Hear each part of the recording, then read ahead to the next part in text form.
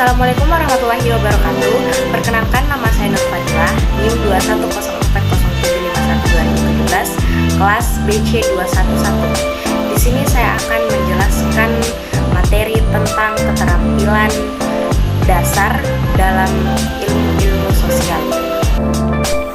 Yang pertama, pengertian. Ilmu-ilmu sosial dapat diartikan sebagai bagian ilmu pengetahuan mengenai manusia dengan konteks sosialnya atau sebagai anggota masyarakat. Jadi, dengan demikian, tiap ilmu pengetahuan yang mempelajari dan mengkaji aspek kehidupan manusia dalam masyarakat termasuk bagian ilmu-ilmu sosial. Manusia adalah suatu dinamika. Dinamika ini tidak pernah berhenti, melainkan tetap terus aktif. Dinamika manusia inilah yang memudahkan manusia dengan sesamanya dan dengan dunia lingkungannya. Dinamika manusia merupakan ungkapan hakikat jiwa manusia sebagai makhluk yang berakal budi dan sebagai makhluk sosial. Hakikat inilah yang membedakan manusia dengan makhluk lainnya di permukaan bumi. Pengembangan akal budi manusia dengan relasi sosial inilah yang telah menyebabkan keadaan kehidupan di permukaan bumi seperti kenyataan dewasa ini. Pengembangan dan pemanfaatan akal budi manusia telah menghasilkan apa yang kita istilahkan sebagai kebudayaan. Kemampuan budaya dan kemampuan pemanfaatan pengetahuan kebudayaan manusia telah membantu meningkatkan kesejahteraan manusia itu sendiri.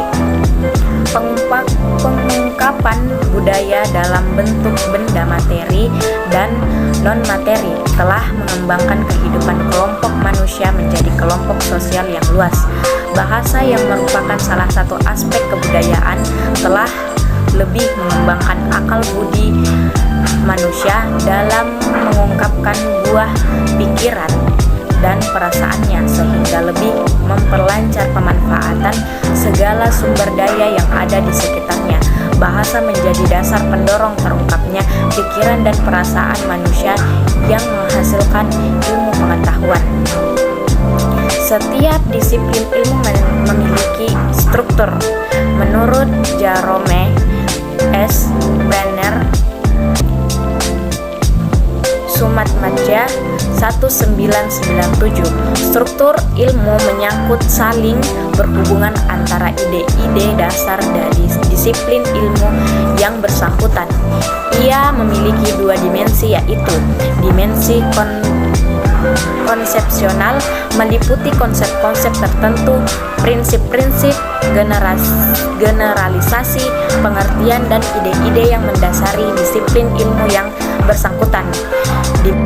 Dimensi metodologi meliputi perorganisasian, metode penelitian, pendekatan yang ditentukan oleh disiplin ilmu yang bersangkutan. Setiap disiplin ilmu memiliki strukturnya masing-masing. Ia memberikan batas atau ruang lingkup bagi suatu disiplin ilmu dan membedakannya dari cabang ilmu lainnya. Struktur merupakan konsep pedagogis dan perlu diajarkan melalui IPS agar murid secepatnya dapat menghayati ide-ide dari ilmu yang dimaksud.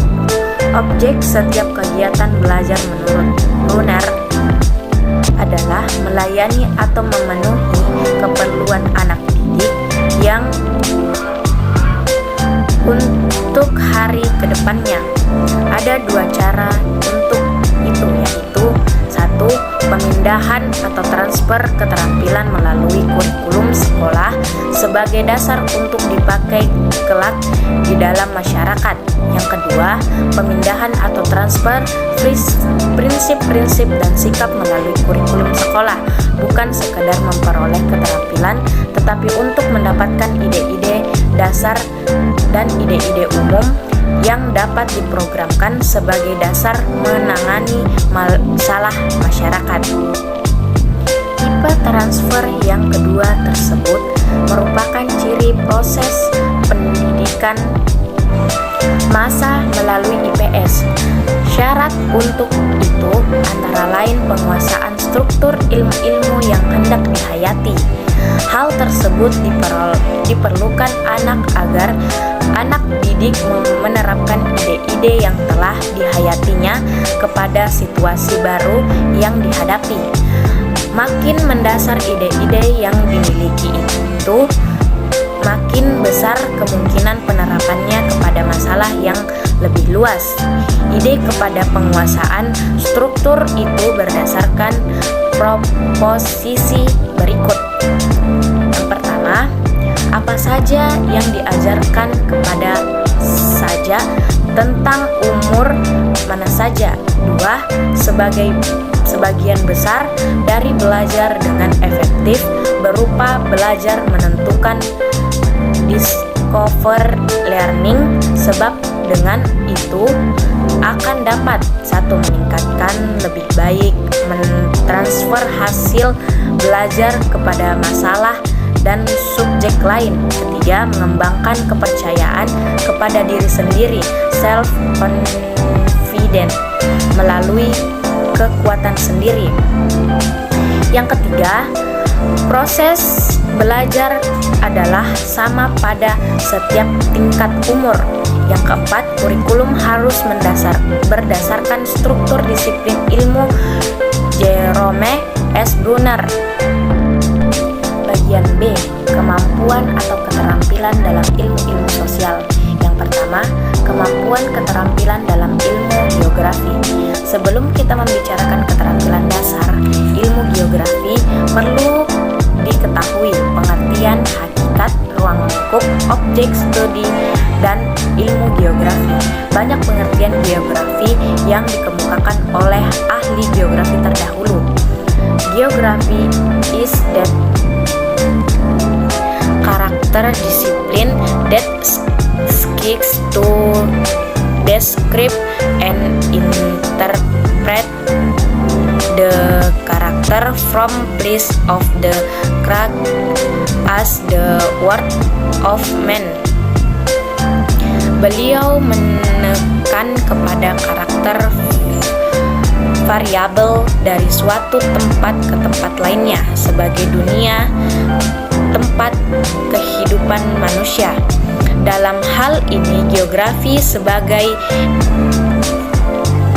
bidang ilmu mencari penjelasan dan interpretasi tentang karakter tersebut sebagai hasil interaksi faktor-faktor geografi yang mencarikan tempat-tempat di mana permukaan bumi sebagai dunia kehidupan manusia. Kedalam interaksi itu termasuk pemanfaatan sumber daya lingkungan oleh manusia bagi kepentingan hidupnya. Pengertian lainnya oleh panitia etnografi Ad hoc Committee on Geography Haget Geografi menekankan kepada penjelasan bagaimana lingkungan fisik di permukaan bumi terorganisasi dan bagaimana tersebar di permukaan itu hubungannya dengan gejala alam tersebut dan dengan sesama manusia. Dengan demikian dapat diketegahkan bahwa pengajaran geografi hakikatnya adalah pengajaran tentang aspek-aspek keruangan permukaan bumi yang merupakan keseluruhan gejala alam dan kehidupan umat manusia dengan variasi kewilayahannya. Dengan perkataan lain, pengajaran geografi merupakan hakikat geografi yang diajarkan di sekolah yang disesuaikan dengan tingkat perkembangan mental anak pada jenjang pendidikan masing-masing. Sebagai ruang lingkup, pengajaran geografi sama dengan ruang lingkup ilmu geografi itu sendiri meliputi. Yang pertama, alam lingkungan yang menjadi sumber daya bagi kehidupan manusia. Dua, penyebaran umat manusia dengan variabel kehidupannya. Yang ketiga, interaksi keruangan umat manusia dengan alam lingkungannya yang memberikan variasi terhadap ciri khas tempat-tempat di permukaan bumi.